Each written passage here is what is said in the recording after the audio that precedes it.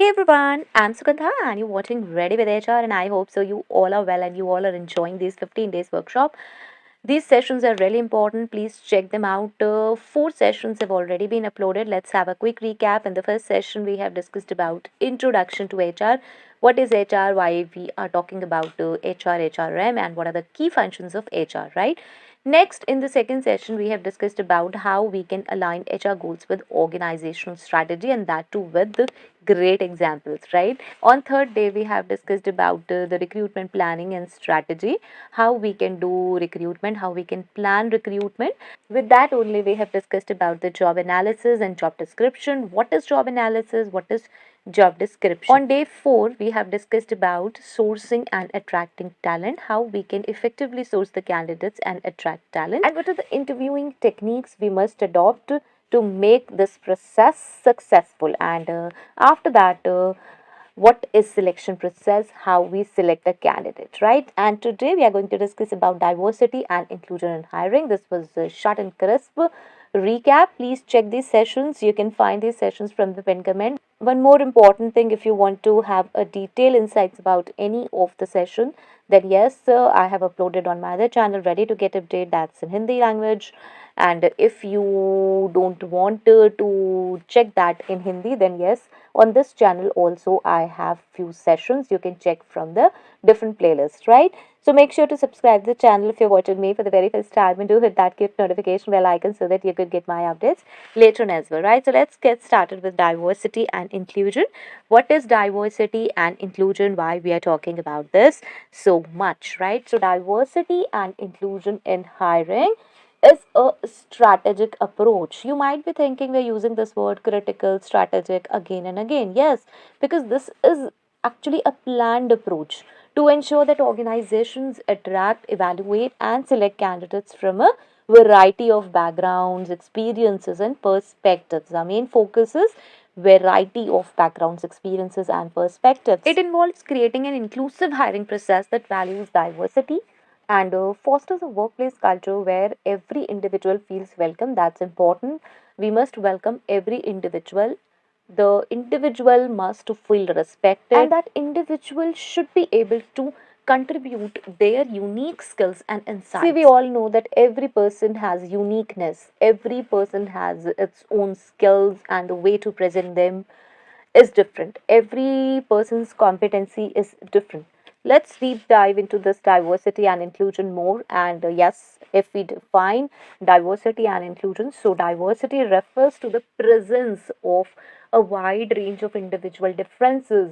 Lot of people are present, wide range of individual are present, including but not limited to race, ethnicity, gender, age, sexual orientation, physical abilities, religious beliefs, and more. We are talking about wide range of people, wide range of individual with differences. They must be different. We are not talking about any particular gender, community, caste. Okay, now what is inclusion? So inclusion goes beyond mere representation and involves creating an environment where diverse individuals feel valued, heard, and engaged. That's what we have discussed in the introduction part. Like, what is diversity and inclusion? So diversity is, we are talking about individual who are different.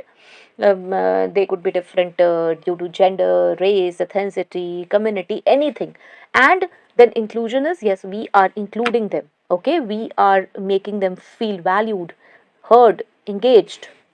Next is the business case for diversity and inclusion. So here comes first innovation. Now try to understand that diverse teams brings a variety of perspectives. Innovation comes from variety, not only following a rigid practice. So fostering creativity and innovation is possible when there are diverse people. So yes, there will be innovation. There will be something different. Next is employee engagement. An inclusive workplace leads to higher levels of employee engagement, job satisfaction, and retention. Why? Now, why? Because then people feel, then individual feel that, oh, there are diverse kind of people and everyone is feel valued, respected, heard, engaged. So yes, this is natural that employee feels engaged, employee feels satisfaction at a workplace because there are a lot of people and everybody is treated in a same manner. Next is market competitiveness. Again, reflecting diverse customer bases enhances an organization's ability to understand and serve a broad range of clients. We have diverse individuals working, we have diverse kind of employees in our organization. So yes, we can approach diverse broad range of clients, incorporating diversity in job descriptions. Now how we can do this? What we have to do, actually we have to incorporate this diversity point in job description so that maximum people can apply from diverse backgrounds. Like first is inclusive language. Use inclusive language in job descriptions to appeal a diverse pool of candidates. Highlighting diversity values. You have to clearly communicate the organization's commitment to diversity and inclusion. You have to mention it, like we always mention, oh, male required, female required. Okay, so we have to mention male and female both, right? So that will be okay, any candidate is required. Okay, and in the same case, we sometimes we mention from this place required. So yes, we have to open the areas, we have to open this, that yes, from anywhere, all the location people are invited for this job.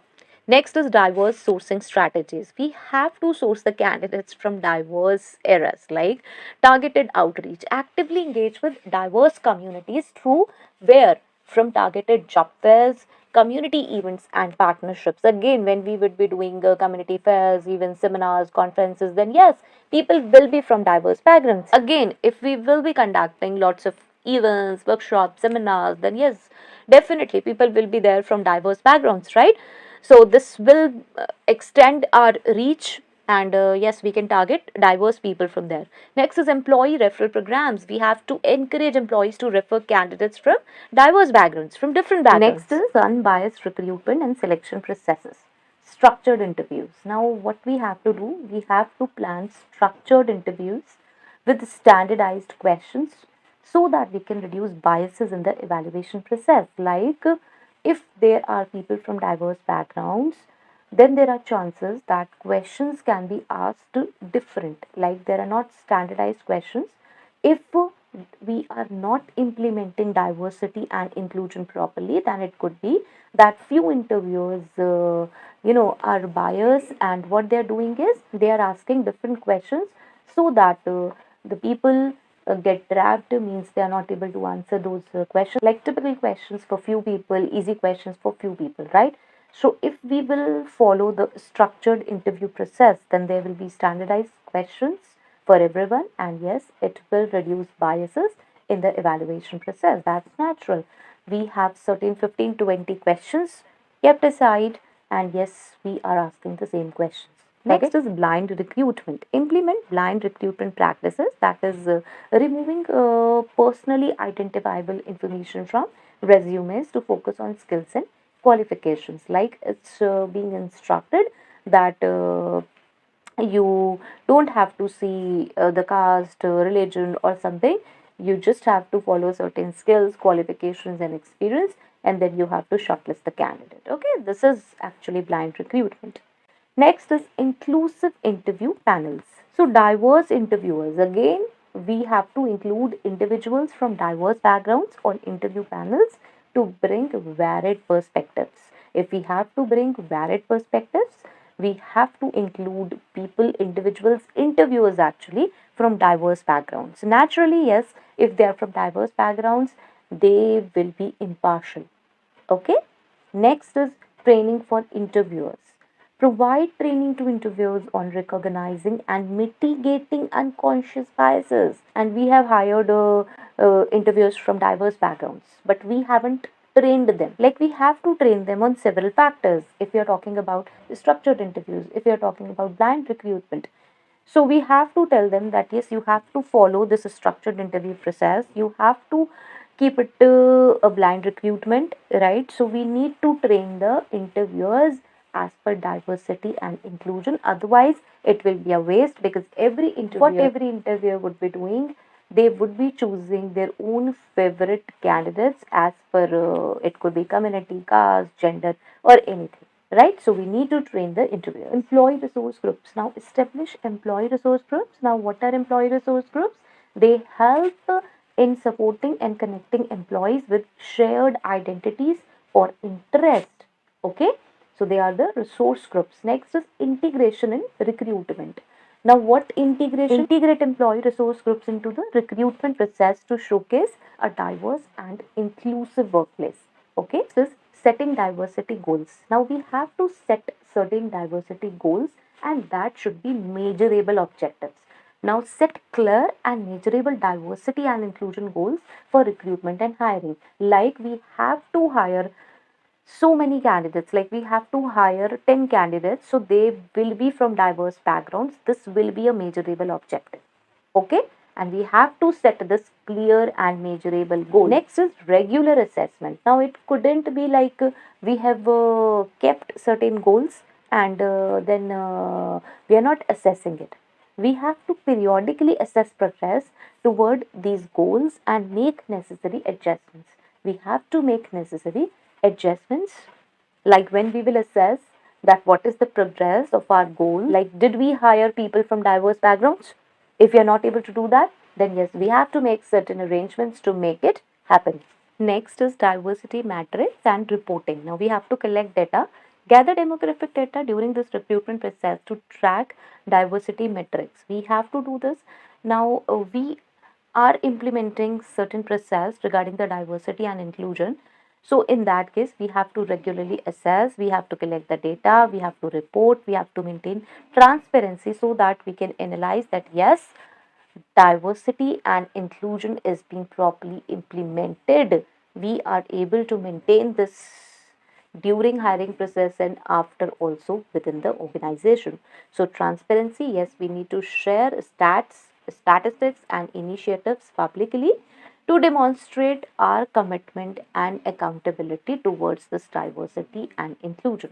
Okay, next is mitigating bias. Again, implicit bias training is important. Provide training to all employees. Now, here we are not providing training to interviewers. There, when we were appointing the interviewers for the diverse interview panel, there we were training the interviewers. Here we are talking about whom? We are talking about the general employees. We have myth in our mind that organization or HR is only responsible actually for diversity and inclusion, but it's not the case.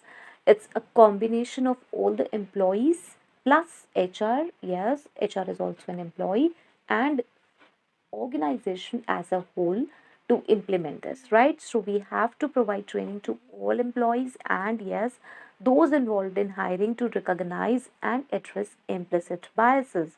If there are any biases, we need to recognize this, we need to address this.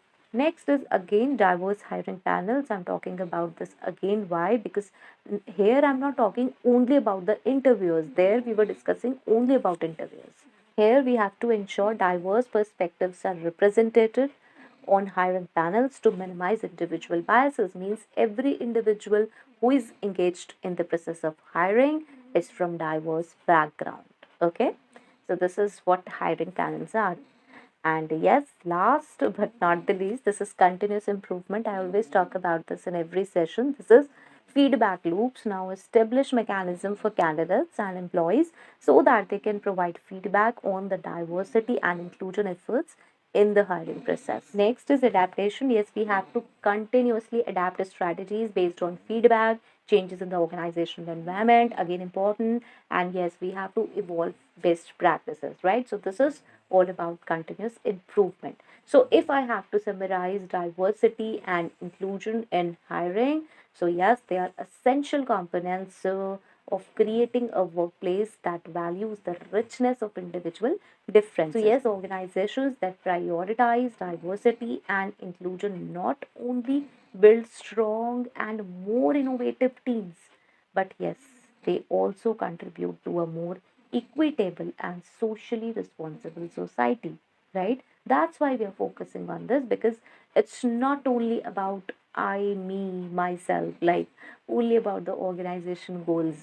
It's about a combination, because when we are implementing diversity and inclusion, we are socially responsible.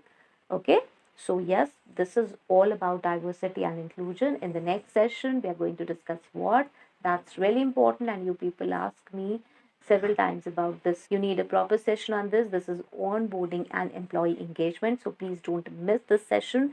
This will be a day 6 next. So I hope so this is helpful. If it's helpful, please do let me know in the comment section.